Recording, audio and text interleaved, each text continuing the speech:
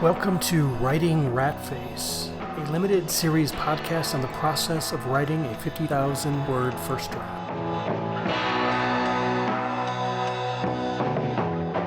Your host is Justin Bendell. I'm also the co-host of Point Blank, hard-boiled noir and detective fiction. But in the case of this project, I am exploring my own writing process as I work from page 1 to page 175 on a post-apocalyptic crime fiction story called Ratface. As you'll see, I'm leaving it relatively open-ended in terms of how I go about discussing this process. What I do know is that I'm going to share with you from week 1 to roughly week 10 my thought patterns as I write and as I think about the process of writing this first draft novel. In episode 1 of Writing Ratface, I explore the origin story of Ratface, the conception of a character, which was manifested during a difficult time in the history of the world, the COVID-19 pandemic. I'm going to discuss how Ratface served a function of distracting myself as I was cooped up in the house, worried about the end of the world. For the podcast, I'm going to explore the background of myself and my own writing process and engagement with this project, which in part is to return to Ratface after having walked away from the project for a couple years. I want to share with you some of my early attempts, my establishing shots of Ratface, you might call them, because they're not final draft, they're just ideas, and also explore my new campaign, which is to write an entire first draft starting in September 2023 and ending in November 2023. I'm going to share episodes week by week or every 2 weeks. This will be roughly 10 to 12 podcast episodes, though they might be shorter than that. I might do 5 to 6 episodes, combining weeks in order to give you a nice chunk of material to draw from. I don't want to spread this thing too thin. I want it to be worthwhile to you as a reader, as a listener, but also to me. I don't want to have nothing to say, and I don't want to talk too much. I want to focus on what really matters, which is one writer sitting with a story in real time. I might have some idea about the story, about the character, about the setting, but I don't know exactly where it's going to go. I don't want to craft a formula where I can foresee the conclusion in broad daylight. I'm not quite sure where Ratface will go. I'm not quite sure how it will end or what will happen along the way.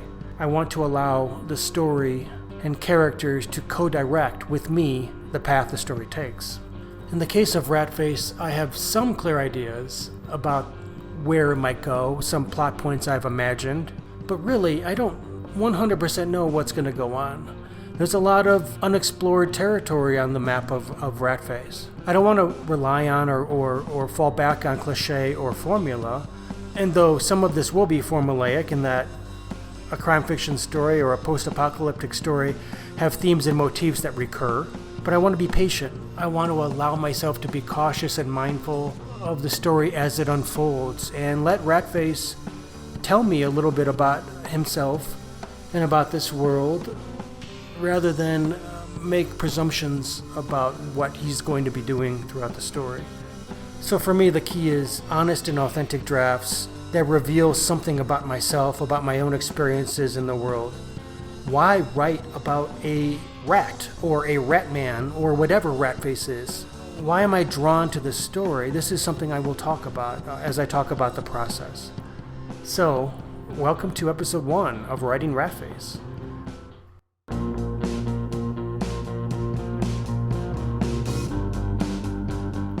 In week 1 of my writing, I open a brand new text edit document on my computer. Over the years of writing short stories, poems, and novel drafts, I've realized one thing. I'm a fickle motherfucker when it comes to crafting my work. I'm never quite clear what format I'm going to use to write or what's going to really work for me. Sometimes I'll rely on Microsoft Word documents that are well formatted. This gives my writing a legitimacy, but sometimes I would pull up these Word documents, I get cold, I get turned off of the writing process because I associate it with the responsibilities of school or work, and all of a sudden my writing becomes some kind of tedium. And it's a killer for the writing process, for the creative process, when I feel like I'm clocking in to a job rather than opening up a door of endless possibilities for exploration. So I've learned to try to trick myself into writing. And how do I do this? Sometimes it's opening up a Word doc, opening up my Gmail account and sending myself an email. Sometimes it's writing in a text edit document that seems to be lesser, it feels less formal or official, and therefore I'm psyching myself into, this is just a brainstorm session. You don't have to freak out over this. You don't have to ruminate over that proverbial blank page and have an anxiety crisis before you start. Take that blank space and explore it. Throw stuff at it and see what happens. Am I a pantser or a plotter? NaNoWriMo popularized these two terms, this idea of writing by the seat of your pants versus being some kind of heavy plotter who has to map everything out prior to writing. Which one am I? I think I'm both. I like having and respecting some structure, having and respecting the need to plot, to have a cause and effect to my writing, but I don't like mapping it all out beforehand. I'm ultimately a pantser by personality and a plotter by necessity, because I need to have that structure. Once I've thrown a bunch of paint at the blank canvas, I need to understand plotting to shape what it is that I'm constructing, to give it direction. I need to know what my character is doing, why they're doing it. Aristotle's Poetics spoke to the idea of character reversals and character recognitions, the necessity of understanding that a character's journey can't be rooted in pointlessness. It needs to resonate with the reader emotionally, and you need to establish certain beats, certain narrative movements in your story that help to carry your character forward in a meaningful way. So in week 1, I opened my document, Ratface, my text edit document, and I copy and pasted everything I've written about Ratface since 2020. I have thousands and thousands of words and scenes that I've written. I'm not using that shit right now. I'm setting it aside under a category of extra at the bottom of the sheet, and I'm focusing on all new material. Now I might read and review what I've written in the past to draw inspiration, but I'm not going to cut and paste any of it. So if I am writing from scratch, that means I have 50,000 words to develop, to create, from which I will build a second draft and a third draft and maybe a novel. Now, 50,000 words isn't a lot, and it's not necessarily, but I do have a full-time job as a professor and as an administrator. I'm also recovering from open heart surgery from this past summer, so my energy is considerably limited. I'm learning how to be creative again. After months of not being able to do a whole lot, I'm hoping that if I can write 500 words a day or more, that should be enough to keep me going, to keep me interested in the story, to allow me to hold on to the story in a meaningful way and not go astray or lose the inertia. In week 1, I establish the character of Ratface, I establish the setting, and maybe some of the motives and sort of the function of what the story is going to feel like and operate like over the course of the next 10 weeks. I'm going to talk to you about the first pieces of writing that I've done for this story over this first week. These will be different from the pieces that I started with when I introduced the story to the world back in 2020. In these first scenes, I'm looking to establish the whys of the story, what the reader should expect from me or from the story. What's the foundation? What are the stakes?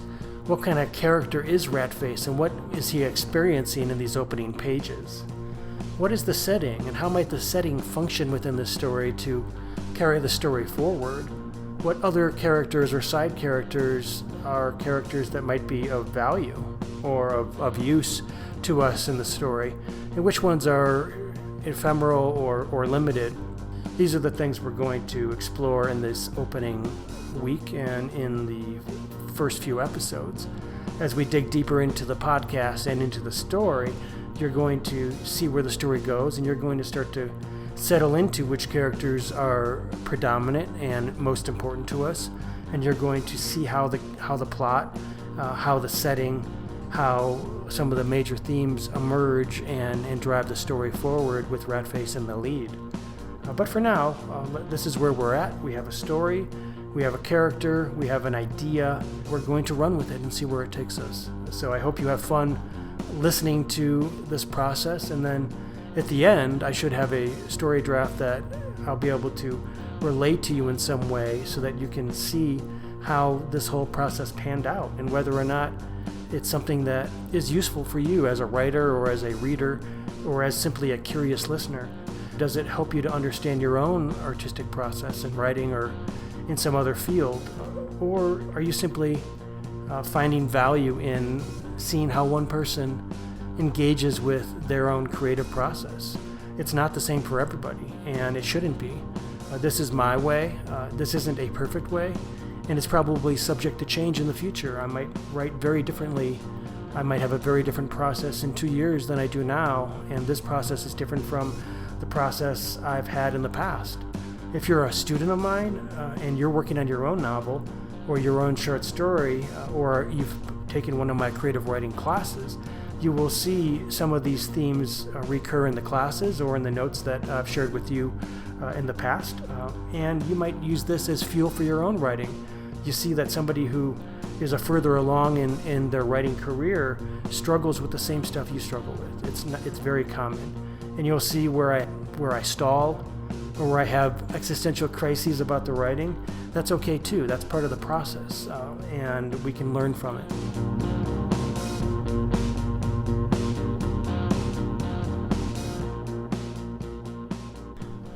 Before I go today, I wanted to share with you some of the early Ratface pieces I wrote back during the pandemic.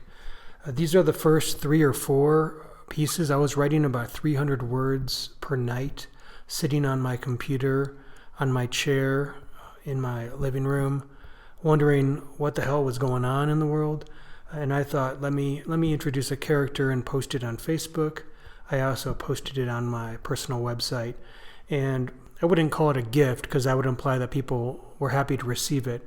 But it was something I put out there in the world because I thought that in this time when nobody could be together, nobody could connect, nobody could see each other, there was a lot of fear. It'd be nice to connect through story because that's what stories do at their best. So I wanted to share with you my first pieces of Ratface, my introduction to the character, and then over the course of the rest of this podcast, you'll see how these early pieces have sort of blown up or evolved over time. Okay, so my first Ratface was part 1. I put it out around March 25th, 2020, and here it is. Ratface had one hell of a day, fucking around in the city park, swearing at pigeons, pissing in public. He stole a girl's kite, broke it, then ate the girl's hot dog. He hadn't eaten in a while, maybe Tuesday last. It didn't matter when. After the hot dog, he wasn't hungry anymore. Now it was nightfall, and he sat on the brownstone roof with his legs dangling over the edge. The sky went like this: purple, pale blue, bright yellow, deep orange, cherry red, some pink on the fluffy clouds. It was fucked up. And so many cars below. All those bully assholes going nowhere in a hurry. If only it all just stopped. So that was my hashtag new quarantine series. And then the next day I put out part 2. But it would never stop, Ratface thought. None of it. It was all so goddamn rotten. He spat off the ledge and watched the globs smack the roof of a passing car. Down on the street, Ratface sauntered through the electric haze, shrill screams and pounding bass of the city. "Hey, Ratface," someone yelled from across the busy street.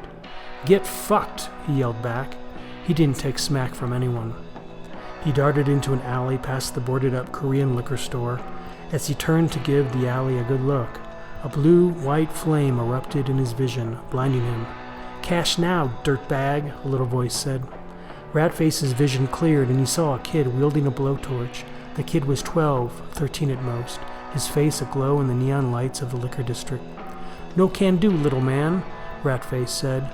The kid came at him, a quick step and spin, and Ratface had swatted the torch out of the kid's hand.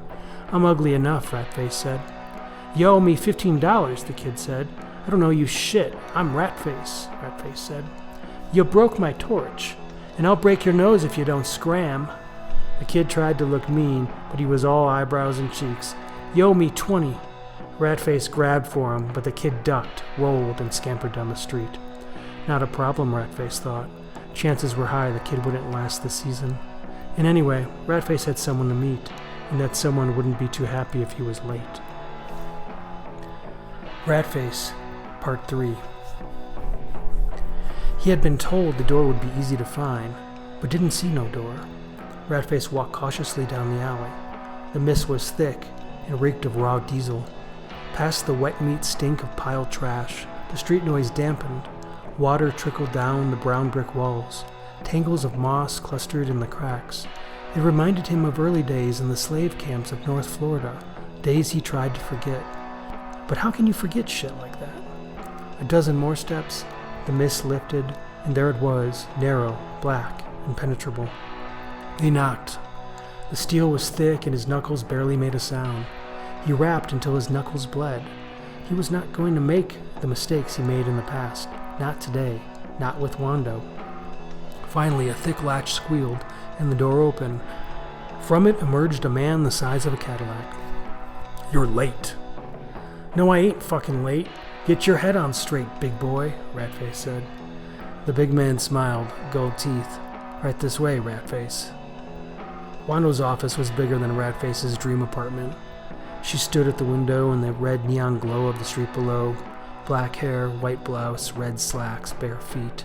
Ratface didn't understand how she could have survived the plague years, let alone wield control of West City's criminal underworld. It was unbelievable. If he had to bet, he'd bet on her not existing at all. And yet here she was. "Stealing hot dogs from children?" she said, turning to face him. "Is that how you pass the time these days?" Ratface flinched. He didn't flinch for nobody, but he flinched. "How'd you know about that?" She ignored the question. "I need you to do something for me," she said. "Do what?"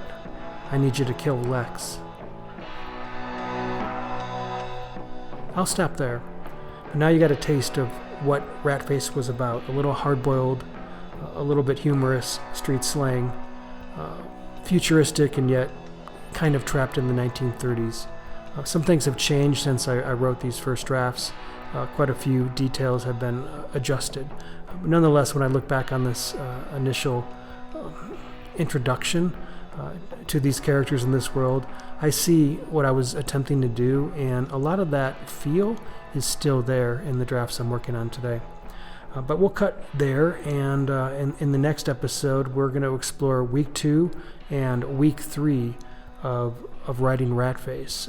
And I know, because I'm already past that point, that I make a lot of progress during that time, but I also run into some complications that I'll explore with you next time. All right, take care.